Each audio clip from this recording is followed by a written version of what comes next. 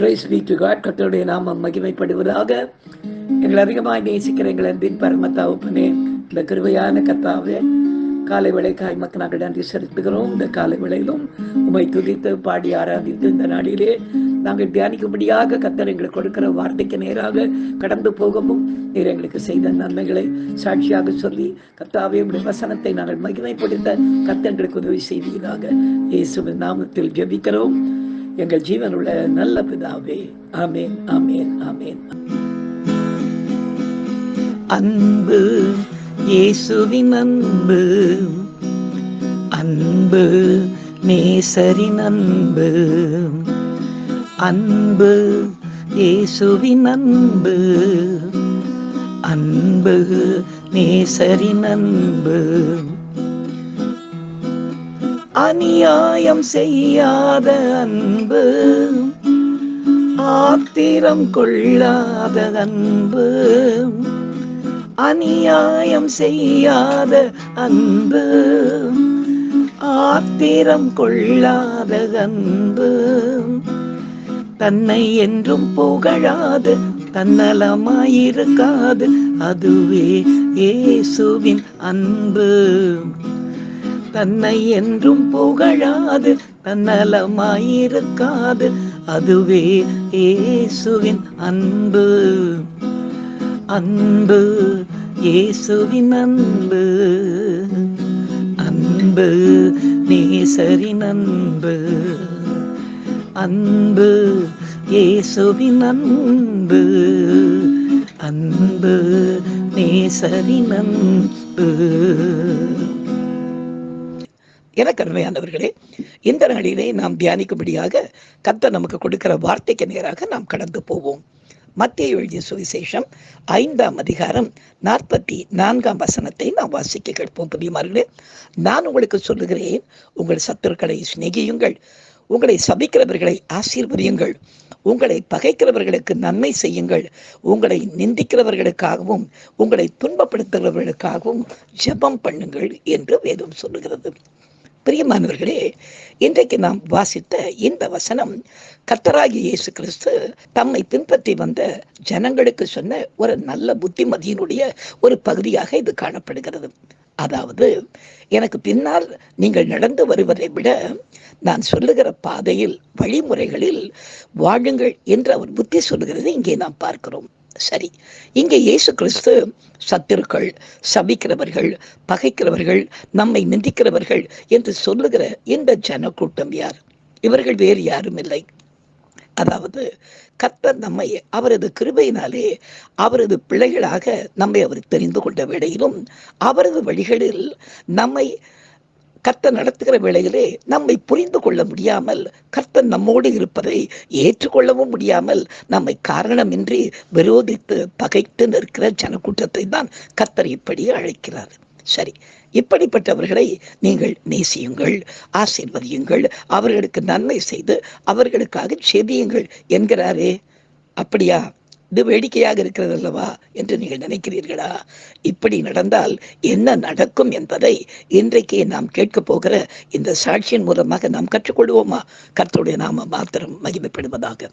தேவனுடைய பெரிதான கிருபையினாலே நான் ரட்சிக்கப்பட்டு நான் வாழ்ந்து வந்த இந்த பகுதியிலே என்னுடைய வாழ்க்கை சற்று வித்தியாசமாக மாறின போது சுற்றி இருக்கிற ஜனங்கள் என்னை வேடிக்கையாக பார்க்க ஆரம்பித்தார்கள். இங்கு நான் குடி வந்த வேளையிலே தான் நான் ஒரு பேங்க் எம்ப்ளாயாக இருந்தேன். அப்போ ரொம்ப டீக்கா ட்ரெஸ் பண்ணிட்டு இந்த பக்கம் நான் போகிறதை வருகிறதை அவர்கள் பார்த்து கொண்டிருந்தார்கள். ஆனால் ஆண்டவருடைய பெரிதான கிருபையினாலே குறித்த வேளையிலே ஆண்டவர் என்னை ரட்சித்து அவருடைய பிள்ளையாய் மாற்றி கொண்டது மட்டும் இல்லாமல் எனக்கு ஊழிய பாதையை தந்து அவருடைய ஊழியக்காரராக தெரிந்து கொண்ட வேளையிலே வீட்டுக்கு மேலேயே கூடாரம் அமைத்து ஆண்டவருடைய ஊழியத்தை ஆரம்பித்த வேளையிலே இந்த சுற்றி இருக்கிற எல்லா ஜனங்கள் மூலமாக அதிகமாக நான் பகைக்கப்பட ஆரம்பித்தேன். எனக்கு காரணம் இல்லாமல் பகைக்க ஆரம்பிச்சாங்க.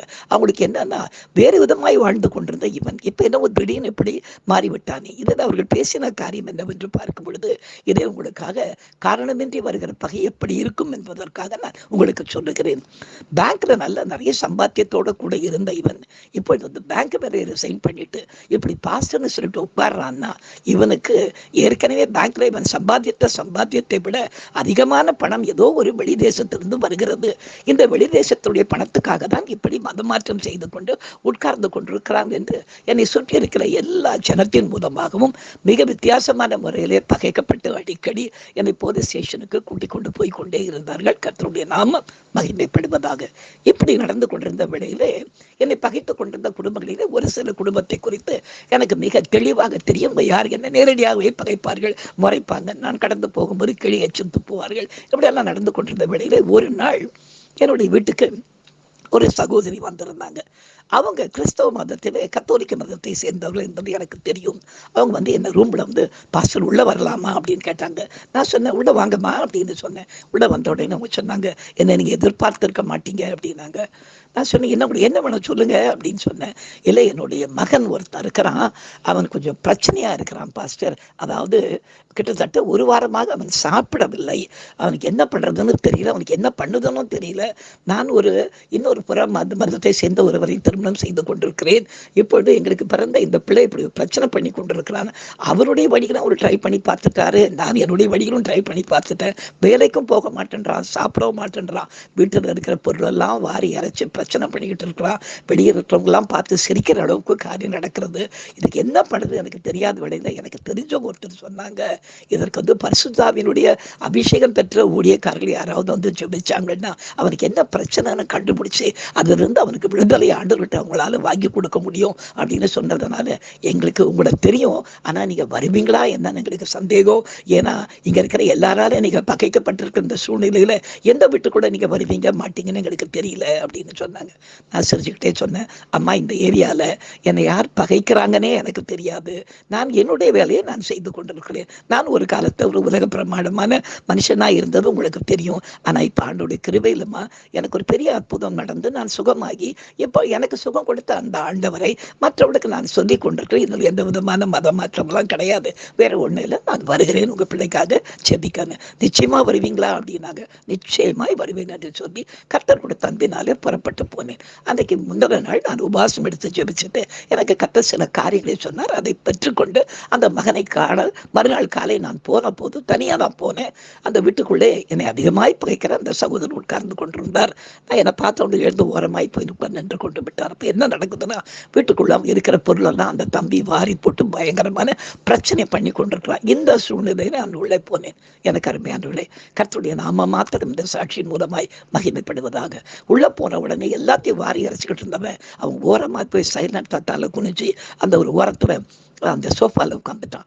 நான் அவனை இப்போ பார்த்த உடனே அப்படியே தலை குனிச்சு என்னை நிமிந்து பார்க்கவே இல்லை.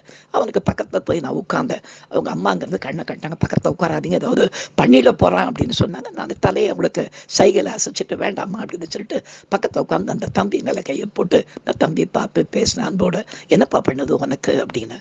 என்னை நிமிந்து அப்படி ஒரு தடவை பார்த்துட்டு அவன் வேற ஒன்றுமே சொல்லலை, எனக்கு பசிக்குது அப்படின்னா. அவங்க அம்மாவுக்கு ஆச்சரியமா போயிடுச்சு. என்னடா 3 நாளா உனக்கு நாங்கள் சாப்பாடு கொடுக்குறோம், தட்டை வாரி வாரி சாப்பாடு தட்டையே வீசி எரிஞ்சுக்கிட்டு இருக்கிறேன், இப்போ அவரை பார்த்து பசிக்குதுன்னு சொல்றீங்கடா அப்படின்னாங்க. எனக்கும் ஒன்றும் புரியல. சாப்பிடுறியாப்பா அப்படின்னு கேட்டேன். சாப்பிடணும், எனக்கு பசிக்குது அப்படின்னு சொன்னான். சரி, நான் அந்த அம்மா சாப்பாடு கொண்டு வர சொல்லி நான் கையில தட்டு வச்சுட்டு சாப்பிடுப்பா அப்படின்னு. உடனே அவன் என்னை பார்த்து நீங்க ஊட்டி விட முடியுமா அப்படின்னா. எனக்கு ஒன்றும் புரியல, இது என்னடா இது தலைகீழாய் காரியங்கள் நடந்து கொண்டிருக்குது என்று சொல்லி தேவன்போடு அந்த வாலிப மகனுக்கு சாதத்தை எடுத்து நான் ஊட்ட ஆரம்பித்தேன். அவன் சாப்பாடு முழுக்க அந்த தட்டில் இருந்த சாப்பாடெல்லாம் சாப்பிட்டு முடிச்சுட்டு என்ன தோல் மேலே சாய்த்து கொண்டான். எனக்கு ஒன்றும் புரியுது, என்ன நடந்து கொண்டிருக்குது. அவங்க அப்பா இதை வேடிக்கையாக பார்த்து கொண்டிருக்கிறது, என்ன நடக்குது. பரிசுத்த ஆவியினுடைய கிரியை என்பதை நான் புரிந்து கொண்டேன். ஆனால் அவங்களால அதை புரிந்து கொள்ள முடியல. ஏன்னா எனக்குள்ள என்னதான் யாருன்னு என்ன பகைச்சாலும் எனக்கு பகை இல்லாமல் நான் ஒரு சந்தோஷமான ஒரு அன்போடு அந்த மகனுக்கு கர்த்தர் ஒரு விடுதலையை கொடுக்க மாட்டாரா என்ற சந்தோஷத்தோடு போய் நான் ஜெபித்து கொண்டிருக்கேன். அந்த மகன் அப்படியே கொஞ்ச நேரம் பொறுத்து அப்படியே என் மடியில படுத்துட்டான். அவங்க அம்மா அழ ஆரம்பிச்சுட்டாங்க. டேய் பாஸ்டர் மேல சாயாதடா அப்படின்னாங்க. சும்மா இருங்க, நமக்கு இப்படி கையை நீட்டி காட்டிட்டு அவன் படுத்து கொண்டான். கொஞ்ச நேரம் பொறுத்து அவன் எழுப்பி, மகன் அவனுக்கு நான் ஜெபிக்கலாமா அப்படின்னு கேட்டேன். ஜெபம் பண்ணுங்க பாஸ்டர் அப்படின்னு. அவனுக்கு ஒரு 22 வயது இருக்கும். அவன் வேலை செய்து கொண்டிருந்ததை நிறுத்தி விட்டு இப்போ வேலைக்கு போகாம பிரச்சனை பண்ணி கொண்டிருக்கான். அந்த நாள் இருந்து பிள்ளைக்காக ஜெபித்த போது அவனுக்கு விரோதமாக இருந்த சில பொருளாதார கிரியைகளை கர்த்தர் தாமே அழித்து நிர்மூலமாக்கி போட்டு அவனுக்கு பூரணமான விடுதலை கொடுத்தார். அவங்க அப்பா எதிர் நின்று இதை ரொம்ப வித்தியாசமாக பார்த்து கொண்டிருந்தார். இது என்ன நடக்குது நம்ம வீட்டுக்குள்ள அப்படின்னு. நான் எல்லாத்தையும் முடிச்சுட்டு, தம்பி நான் வரட்டுமா அப்படின்னு சொன்னேன். அவன் தலையாட்டினான். சரி, நாளைக்கு நான் உங்களை பார்க்க வரலாமா அப்படின்னு கேட்டான். சர்ச்சில் தான் பார்ப்பேன், நான் தனியாக தான் இருப்பேன், நீ பார்க்க வரலாமே அப்படின்னு சொல்லிட்டு நான் வந்துட்டேன். கர்த்தருடைய நாமம் மகிமைப்படுவதாக.